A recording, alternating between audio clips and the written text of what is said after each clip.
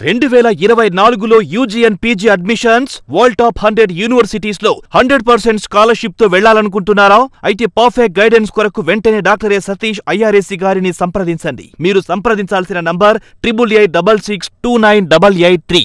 నమస్తే, welcome to prime nine education. ఈరోజు మనతో పాటు ఉన్నారు ప్రముఖ విద్యావేత్త అలాగే ఐఆర్ఎస్సి డాక్టర్ సతీష్ గారు మనకి అందుబాటులోకి వచ్చారు. Welcome sir. నమస్తే సార్, మీ దగ్గర నుంచి ఈరోజు గట్టిగా ఒక ఇన్ఫర్మేషన్ లాగా అనుకుంటున్నాను.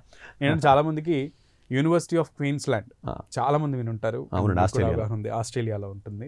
సో ఆ యూనివర్సిటీలో చదవాలని, అబ్రాడ్ వెళ్ళి పిహెచ్డీలు చేయాలి అనుకునే వాళ్ళందరూ కూడా వన్ ఆఫ్ ద యూనివర్సిటీస్ చూస్ చేసుకుంటున్న దాంట్లో ది బెస్ట్ ఆస్ట్రేలియాలో ఉన్నటువంటి క్వీన్స్లాండ్ యూనివర్సిటీ. మోరోవర్ నా ఫ్రెండ్స్లో కొంతమంది అటు వెళ్ళి అందులో చదువుకుంటున్న వాళ్ళు కూడా ఉన్నారు. సో లైక్ వైజ్ ఎందుకు ఈ విషయం చెప్తున్నానంటే, దీనికి ఇప్పుడు తెలుసుకున్నటువంటి కొత్త విషయం ఏంటంటే ఐఐటి ఢిల్లీకి టైఅప్ అనేది ఒకటి ఉంది. ఈ ప్రోగ్రామ్ అనేది ఒకటి నడుస్తోంది. స్టూడెంట్స్ ఇక్కడ చదువుకున్న వాళ్ళు అక్కడ కూడా చదువుకునే వెసులుబాటు ఉంది. 2 డిగ్రీలు, 2 రకాలుగా రెండు సర్టిఫికేట్స్ తీసుకునేటువంటి అవకాశం కూడా ఉంటుంది, రెండు చోట్ల చదివినట్టుగా కూడా అనేది. దీని గురించి మా విద్యార్థుల కోసం అలాగే నా ఫ్రెండ్స్ కోసం క్లియర్గా ఇన్ఫర్మేషన్ ఇస్తారని. డెఫినెట్గానండి. అంటే ఇది జాయింట్ పిహెచ్డీ అంటామండి మనం యాక్చువల్గా. దీనికి సంబంధించిన ఇన్ఫర్మేషన్ నేను చెప్పే ముందు ఒక విషయం క్లియర్గా మన వ్యూవర్స్కి చెప్పేది ఏంటంటే, చాలా సందర్భాల్లో 2+2 ఇంజనీరింగ్ కోర్సెస్ ఎప్పుడు చేయొద్దని చెప్తున్నాను నేను. మళ్ళీ కన్ఫ్యూజ్ అవుతారని ఆ డిఫరెన్స్ చెప్తున్నాను. ఎందుకు చెప్తున్నానంటేనంటే, 2+2 ప్రోగ్రాము ఇండియాలో 2 years చదివి రకరకాల కాలేజీల్లో ఎస్ఆర్ఎం అనో లేకపోతే విఐటి అనో అమృతానో లేకపోతే రకరకాల కాలేజీల్లో ఏవైతే డీమ్డ్ యూనివర్సిటీస్లో మణిపాలనో అన్ని కాలేజీల్లో కూడా ఎమిటీ కానీ వీళ్ళందరూ కూడా ఏంటంటేనండి, చాలా మీకు రాంగ్గా అట్రాక్ట్ చేసి చాలా చెత్త యూనివర్సిటీస్తో టైఅప్ పెట్టుకుని లేకపోతే మంచి యూనివర్సిటీస్తో టైఅప్ ఉందని చెప్పి అబద్ధం చెప్పి దానికి రకరకాల ఇంటర్వ్యూస్ ఉంటాయి. తర్వాత ఇలా చెప్పి తీసుకుని చాలామందిని మోసం చేస్తున్నారండి. అది ఎక్కువ ఫీజు తీసుకుని ఈ 2+2కి ఏఐసిటీ అప్రూవల్ ఉండదు అసలు. ఇండియాలో బీటెక్ ఈక్వలెంట్ కాదు అది. ఓకే, చెయ్యాలనుకుంటే మంచి కాలేజీలో 12th తర్వాత వెళ్ళిపోవాలి. అదే అయితే స్టార్టింగ్లోనే నీట్గా వెళ్ళిపోవాలి. ఫుల్ ప్లెడ్జ్డ్ డిగ్రీ తెచ్చుకోవాలి ఇబ్బంది లేకుండా. ఈ 2+2లో మోసం చేసి వెళ్ళడం, తర్వాత ఈ 2 yearsలో పెర్ఫార్మెన్స్ ఉండాలి, మళ్ళీ ఎగ్జామ్ పెడతాడో మళ్ళీ ఇంటర్వ్యూ చేయాలి, మళ్ళీ అందరినీ తీసుకోకపోవడం ఉంటుంది. ప్లస్ మ్యాక్సిమం అన్ని చెత్త కాలేజీలతో టైఅప్ ఉంటాయి. ఏమన్నా 1-2 కాలేజీలు మంచి కాలేజీలో టైఅప్ ఉన్నా కూడా they are not assured path. Okay, chance ఉంది అంటాడు అనమాట. ఇలా రకరకాలుగా ఇప్పుడు Manipal institute of science and technology అని ఉంటుందండి మీకు మణిపాల్లో. అందులో ఒకళ్ళిద్దరు కూడా మంచి కాలేజీకి వెళ్ళరు. బట్ అలా అని చెప్పి ఒక 300 మంది అడ్మిషన్లు తీసేసుకుంటున్నారు. ఇది జరుగుతూనే ఉంది. పేరెంట్స్కి మనం చెప్తానే ఉన్నాం, అయినా వెళ్తున్నారు. సరే, మళ్ళీ ఆ టాపిక్లోకి వెళ్తే మళ్ళీ ఆవేశపడతాం కానీ, బట్ ఓవరాల్గా 2+2 ఇంజనీరింగ్ వద్దంటాను, పిహెచ్డీ చేయమంట. మళ్ళీ చూడండి, there is lot of difference. ఈ లాజిక్ వేరు మనండి. సో అదే లాజిక్. ఎందుకంటేనంటే ఎప్పుడైనా సరేనంటే పిహెచ్డీ అంటే పిహెచ్డీ డిగ్రీ అనేది ఎప్పుడు టాప్ కాలేజీలో చేసినప్పుడు బేసికల్గా ఆ యూనివర్సిటీ నేమ్ అనేది రిఫ్లెక్ట్ అవుతుంది. ఇప్పుడు ఇండియాలో చదువుతున్నటువంటి ఐఐటీలో ఉన్న ప్రొఫెసర్స్ ఎవరు తీసుకున్నా మ్యాక్సిమం వాళ్ళ ఫారెన్లో పిహెచ్డీ చేసుకుంటారు. ఓకే, ఫారెన్లో ఉంటుంటే మంచి కాలేజీలో పిహెచ్డీ చేసుకుంటారు. ఫారెన్లో ఎక్స్పోజర్ కూడా కావాలని చెప్పి చెప్తారు ఇండియాలో ఐఐటీస్లో. అదే సార్, ఎందుకంటే స్టూడెంట్స్ని అన్ని రకాలుగా కూడా మౌల్డ్ చేయగలుగుతారు. అంటే డ్యూయల్ ఎక్స్పీరియన్స్. ఇండియాలో ఐఐటీలో చదువుతాడు, ఫారెన్లో పిహెచ్డీ చదువుతాడు మంచి కాలేజీలో, మళ్ళీ వెనక్కి వచ్చి ప్రొఫెసర్ కింద ఉంటాడు. సో దట్ డ్యూయల్ ఎక్స్పీరియన్స్ ఉంటుంది. అన్ని రకాలుగా కంట్రీకి కూడా మంచిదే కదండి. వాడు వెనక్కి వచ్చి మళ్ళీ ఇక్కడ సర్వ్ చేస్తున్నాడు కదా, అది మంచిదే కదా మనకి. ఆ కంట్రీలో ఏమీ లేరు కాబట్టి. సో పిహెచ్డీకి వచ్చేటప్పటికంటే టాప్ కాలేజెస్, వరల్డ్లో ఉన్నటువంటి టాప్ కాలేజెస్తో టైఅప్ ఉండి అవకాశం ఉన్న కాలేజీలు ఐఐటీలు. మీరు ఎవడో ఏదో మళ్ళీ చిన్న కాలేజీకి పోయి అక్కడ డ్యూయల్ పిహెచ్డీ అని చెప్పి మళ్ళీ వెళ్ళకూడదు.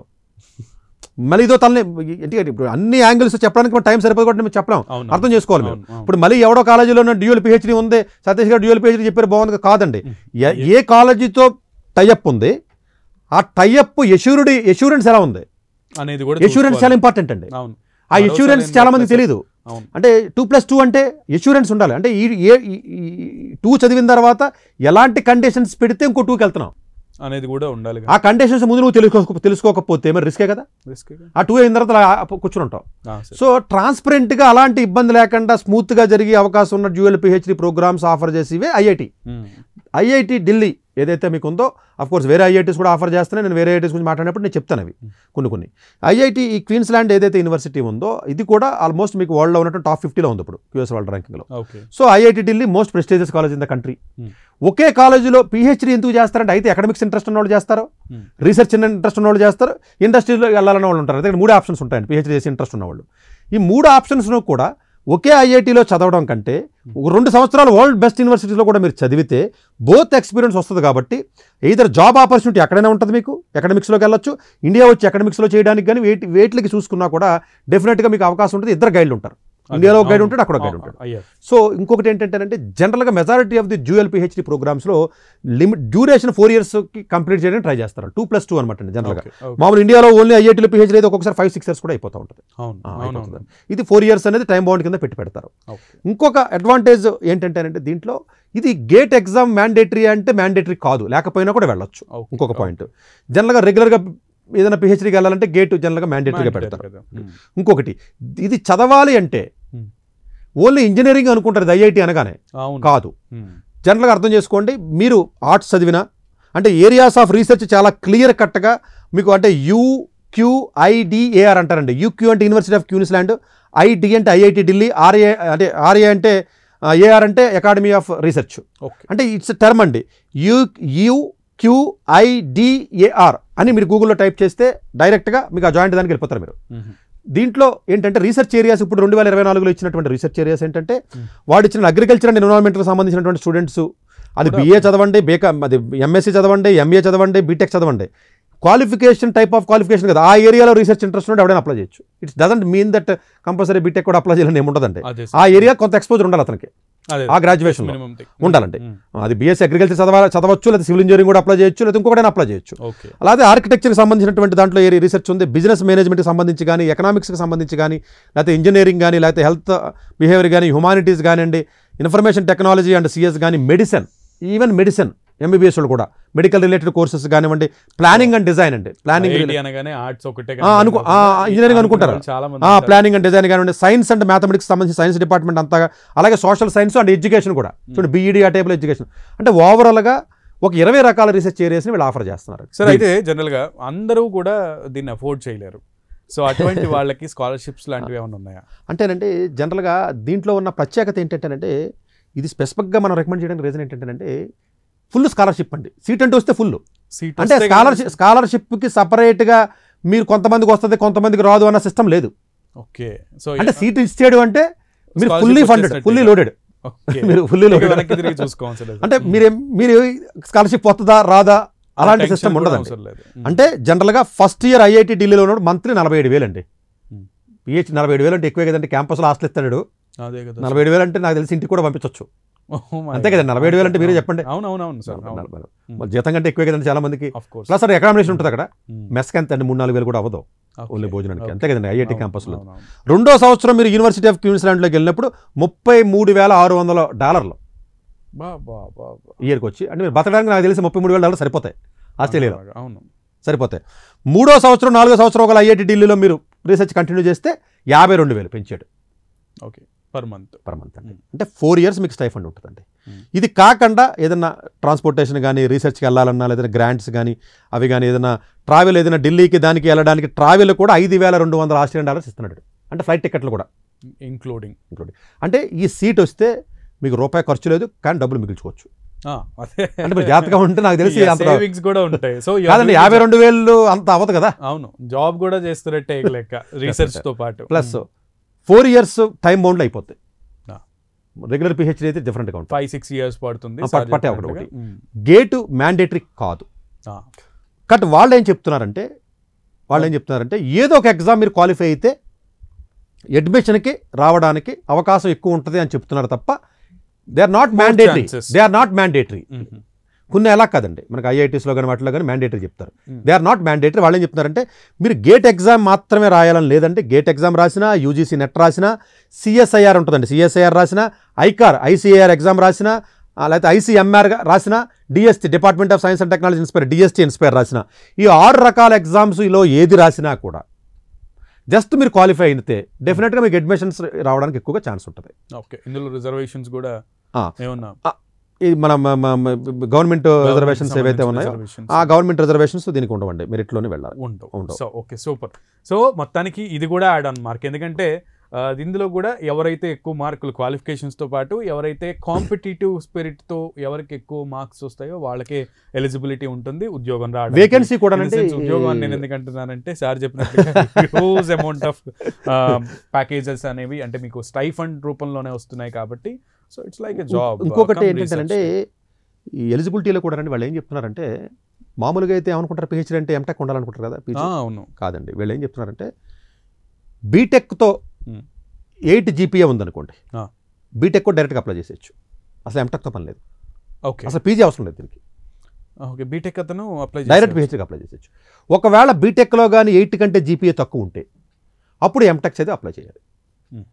అలాగే ఓన్లీ బీటెక్ అనుకుంటారు, మళ్ళీ కన్ఫ్యూజ్ అయ్యి ఎంఏ స్టూడెంట్స్ అప్లై చేయొచ్చు, ఎంఎస్సీ స్టూడెంట్స్ అప్లై చేయొచ్చు, మెడికల్ కూడా అప్లై చేయొచ్చు, బి ప్లానింగ్ కూడా అప్లై చేయొచ్చు, బి డిజైన్ కూడా అప్లై చేయొచ్చు.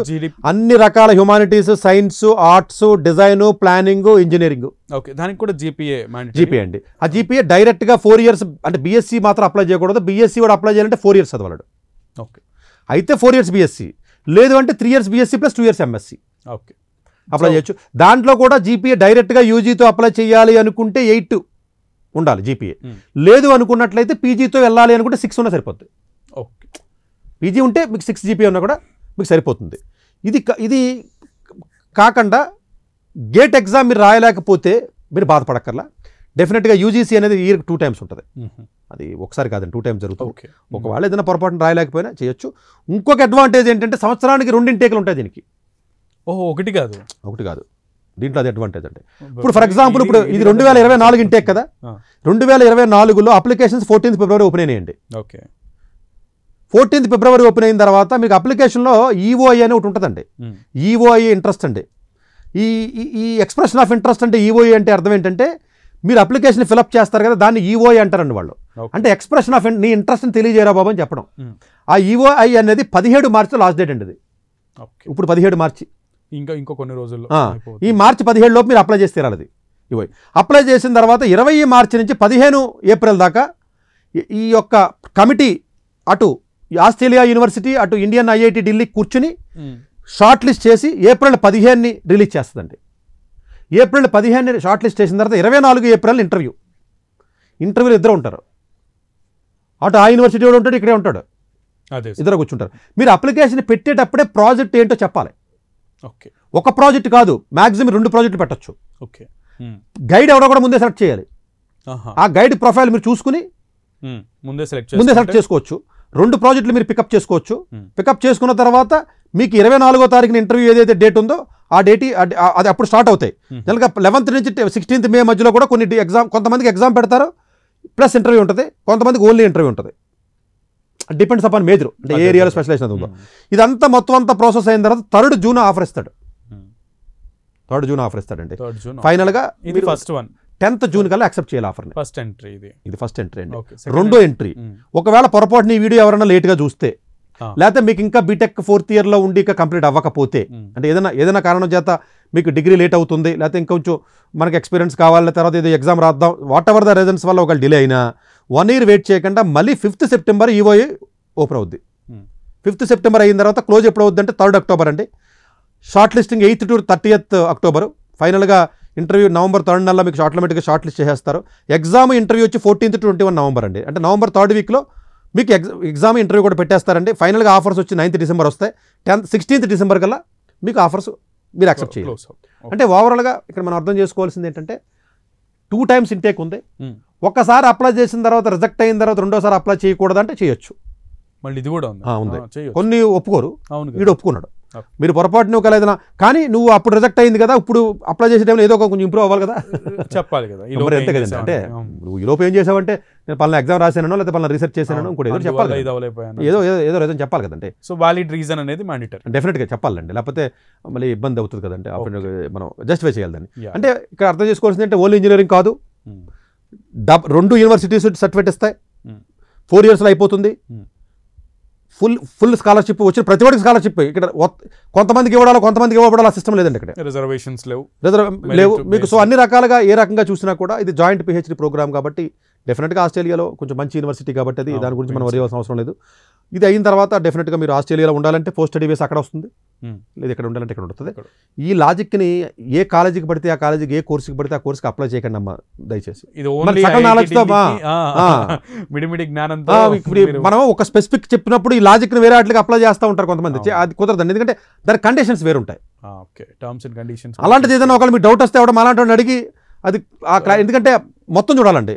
ఆ 2+2 తర్వాత ఉన్నటువంటి పాత్వే క్లారిటీ ఉండాలి, డిగ్రీ పాత్వే ఉండాలి, రీసెర్చ్ ఏరియాస్, ఇవన్నీ చాలా ఆస్పెక్ట్స్ ఉంటాయండి. ఇవన్నీ చూసుకోవాల్సినటువంటి ప్రొఫైల్ అంతా కూడా ఒక జాతకం లాంటిది. దయచేసి జాతకం మొత్తం చూసిన తర్వాత ఇది అవ్వండి, ఎవరితో పడితే వాళ్ళతో చూపించకండి. సో ప్లాన్ చేసుకోండి అకార్డింగ్లీ, అలా ప్లాన్ చేసుకుని లైఫ్ ని మంచి ప్రొఫైల్ బీటెక్ ఉంటే బిఎస్ 4 years ఎంటెక్ అన్నది మర్చిపోండి అసలు. డైరెక్ట్ మీకు ఖర్చు లేకుండా స్ట్రైట్ అవే చక్కగా హ్యాపీగా ఆస్ట్రేలియాలో 2 ఏళ్ళు రూపాయి ఖర్చు లేకుండా, మాటలు కాదు కదండి, 2 ఏళ్ళు ఆస్ట్రేలియా పోయి చదివేసి రూపాయి ఖర్చు లేకుండా చదవడం అంత విషయం కాదు కదా. అక్కడ రూపాయి ఖర్చు లేకుండా మీరు చక్కగా హ్యాపీగా బతికి ఐఐటి ఢిల్లీలోను మీకు చదువుకుని చక్కగా మీరు డిగ్రీ తెచ్చుకున్నట్లయితే, సరే ఇలాంటి డిగ్రీ చదివినప్పటికీ ఉద్యోగాలు పెద్ద ఇబ్బంది ఉండదులేండి. ఎక్కడో చోట మీకు దొరుకుతుంది, అక్కడో ఏదో 2 years అక్కడ ఉంటే ఆటోమేటిక్గా అక్కడ నెట్వర్క్ బిల్డ్ అవుతుంది కాబట్టి ఏదో వస్తుందిలేండి. లేదంటే అవసరమైతే ఎకడమిక్స్లో వద్దాం ఉంటారు, పోస్ట్ డాక్ అక్కడే చేసేసి ఆస్ట్రేలియాలోనే పోస్ట్ డాక్ ఆప్షన్ ఉంటుందండి. So extension of post doc అంటే డాక్టరేట్ తర్వాత పోస్ట్ డాక్ ఆప్షన్ ఉందండి, వాళ్ళ దగ్గర ఉంది. లేకపోతే వేరే యూనివర్సిటీకి ఏదైనా మీకు యూనివర్సిటీ మారాలంటే ఏ మెల్బోర్న్, సిడ్నీలో, ఏఎన్యూ అలాంటి వాటికి వెళ్ళి కూడా చెక్ చేసుకోవచ్చు. ఓకే, సో అద్భుతమైన అవకాశం మీ అందరి కోసం. అందరూ కూడా అవకాశం ఉన్నవాళ్ళు దయచేసి, అలాగే ఏవైతే సార్ చెప్పినట్లుగా బీటెక్లో మంచి పర్సంటేజ్ 8 above GPA వస్తే కనుక యు ఆర్ డైరెక్ట్లీ ఎలిజిబుల్ అండి in this examination to participate అని చెప్పొచ్చు. సో అప్లై చేసుకోండి, ఎగ్జామ్కి ఎంటర్ అవ్వండి, మంచిగా జాబ్తో పాటు PhD చేసే అవకాశాన్ని పొందండి.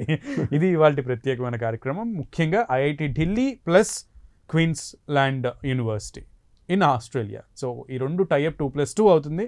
ఆలోచించుకుని ప్లాన్ చేసుకోండి. All the best for your bright careers. Thank you. Doctor A Satish garu AP Telangana విద్యార్థులకు సుపరిచితమైన పేరు. సతీష్ గారు 2001 UPSC పరీక్షల్లో ఉత్తీర్ణులై ఇండియన్ రైల్వే విభాగంలో ఉద్యోగం సాధించారు.